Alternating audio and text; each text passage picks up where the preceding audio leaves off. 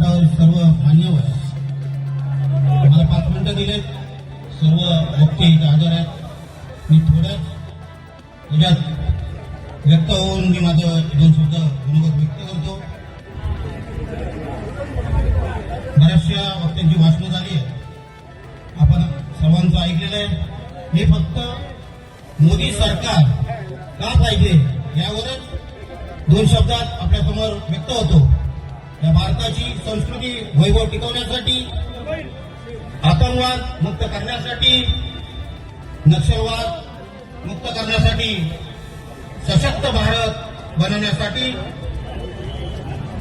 विकसित भारतासाठी, उत्तम आरोग्य व्यवस्थेसाठी आणि सुरक्षित राष्ट्र घडवण्यासाठी, अंत्योदयासाठी आणि आत्मनिर्भर भारत बनवण्यासाठी आपल्याला मोदी सरकार आवश्यक आहे. म्हणून मी इथे जमलेल्या सर्व मतदार बंधू आणि भगिनींना एवढीच विनंती करेन, 400 पार तर होणारच आहे, पण त्या 400 पार मध्ये आपलाही खासदार तिथे पाहिजे.